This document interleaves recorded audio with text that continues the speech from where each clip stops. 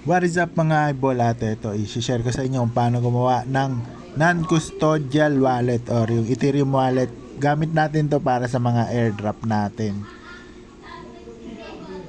So, ito, yung pinaka-compatible sa lahat. Pero ito yung madalas kong ginagamit, si OKX. So, dito download nyo lang sa Play Store o meron tayong link dyan sa video description. So, download nyo lang OKX. Tapos, open lang natin. So sa exchange, pwede rin kayo mag-register, pero dito kailangan may KYC kayo para makapag-withdraw. So dito sa wallet, tayo naman ang may hawak pati nung key. So eto, lipat nyo lang. Pag nandyan siya, lipat nyo lang sa wallet. So ito yung pinakailangan natin yan, Web3 wallet.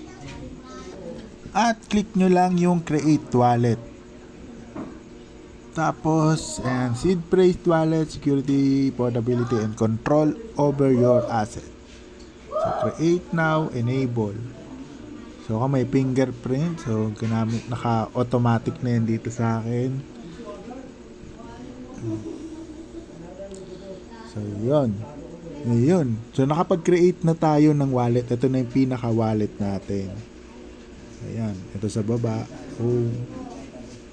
Token.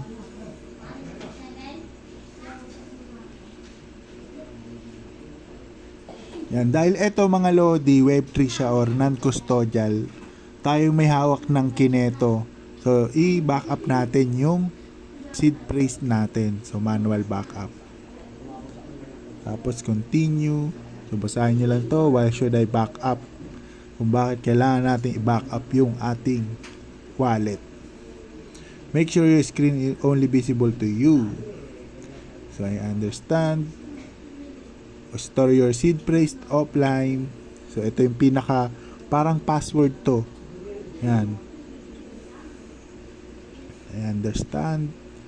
Backup seed phrase.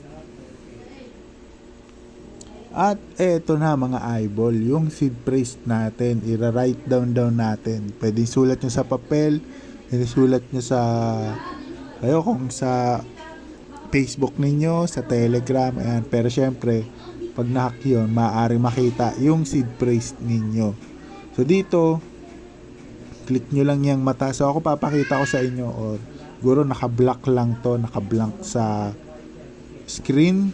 So hindi kasi kita dito kung blank lang siya o merong visible nakikita sa screen. So dito, click nyo lang yung mata at ayan. So ito na yung seed phrase natin. Ito yung wag nyong ipapakita sa iba. So ako papakita ko sa inyo kasi di ko naman to gagamitin. I-delete ko lang tong ginawa nating wallet. So ayan.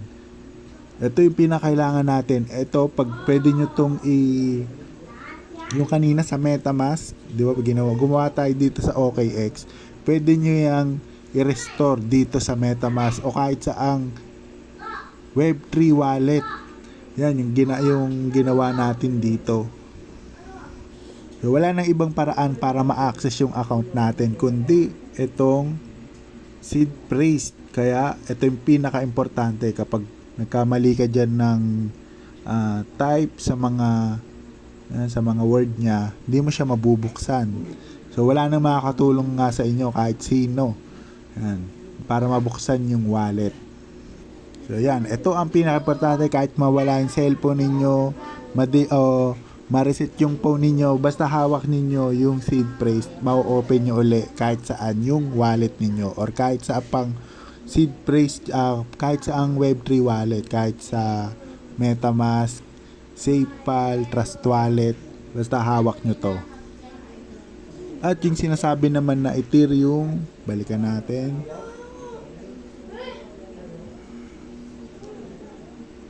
So, ayan. So, eto, click nyo lang to. Tapos, ay Ethereum. So, ito yung mga chain. So, dito, all chain na to mga eyeball. Kahit saan na to. Pwede. At ayun, kapag na-backup natin, lalabas na yung mga token. So, ito.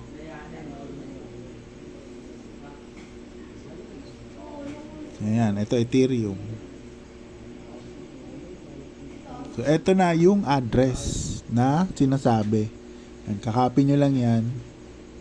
Tapos send natin doon sa Animix yun. So, kasi ngayon para sa Animix to. Pero itong video para kahit saan naman to na airdrop na ginagawa natin. So, meron akong isang wallet na pure airdrop lang siya. Para lang yung transaction nasa isang wallet. Mas mataas yung chance na baka sakali may magpa-airdrop na iba. Depende sa wallet volume. So, yun lang mga eyeball. At, balik Animix.